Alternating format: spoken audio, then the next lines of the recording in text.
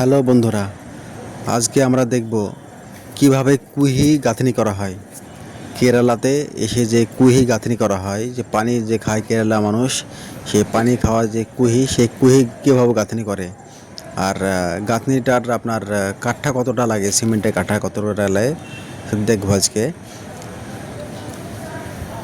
তো এই কুহি গাঁথতে আপনার হচ্ছে 250 পিস কাঠা লাগে, 250 পিস কাঠা, সিমেন্ট কাঠা। কাঠাগুলো হবে রাউন্ড কাঠা। Plaster complete.